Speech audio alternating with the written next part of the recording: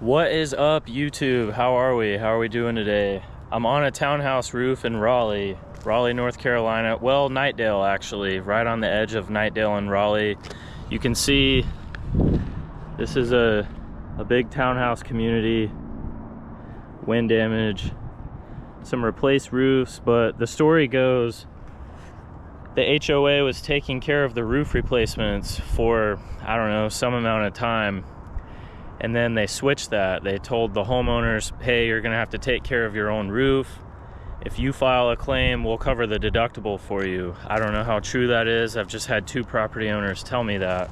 So, but really what I wanted to make the video on is the penetrations on this roof. I know a lot of my videos kind of highlight how improper the shingles are flashed around these penetrations.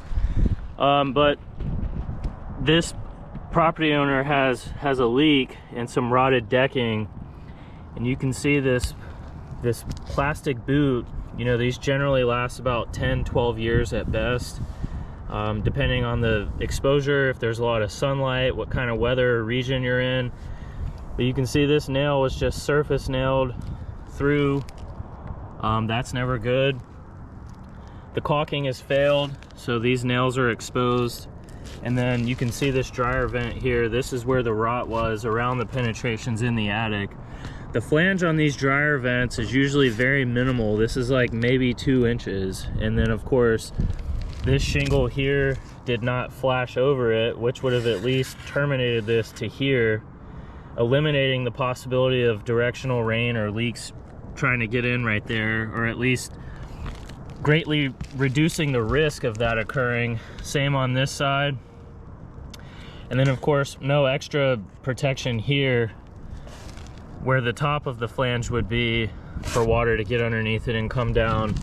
Same with this box vent. This is generally what you're gonna get when you get entry-level construction grade roof installations on a new home. This was built in 2003. So it's 22 years old now, I believe 03 or 04. Same thing here, exposed nail. Let's see, the date on this is 2014. So I believe these were probably replaced at some point. So how to read this would be the year 14/4, so that would be April, and then the day of the month. So it looks like 15th or 16th. So April 16th of 2014, that's when this boot was manufactured. Some weeks or months after the manufacture date is likely when it was installed. And then same thing with this boot down here as well. 2016, so February 6th of 2016, and it was on the 22nd day, 3rd shift. I didn't cover that on the other one.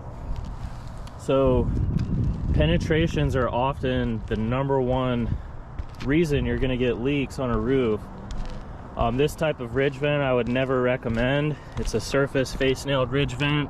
You're always going to have exposed nails because the fasteners have to be installed on this rib here, this little section of the ridge vent to hold it down. And it's metal. If you were to step on it, it's going to make it concave and it's not going to recorrect. I looked at the neighbor's unit here yesterday, and she actually developed interest for me to come look at the one that I'm on now. And of course, a rotted pipe boot.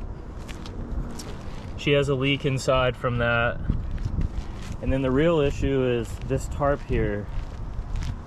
One thing you do want to avoid is if you're going to somehow temporarily mitigate a pipe, you don't want to choke it out.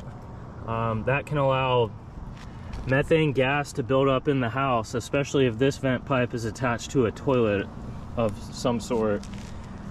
And so the whole reason I'm making the video is, like most videos, the bar to entry is so low in our industry, and there's just so many people that can kind of come around and say, hey, no, I'll fix that for you. And as long as it mitigates something for a while, you think, hey, this guy's good, you know, why would I pay more for this type of service? Just like anything, you're generally going to get what you pay for. And if you feel like you have concerns like this about your roof, you've recently had some repairs, you have a leak, you're not sure if the builder's responsible, especially in a community like this, when the HOA, who has a commercial policy on the entire development that you're paying dues for, monthly dues, but then tells you you have to rely on your own insurance after they were taking care of the roof for years.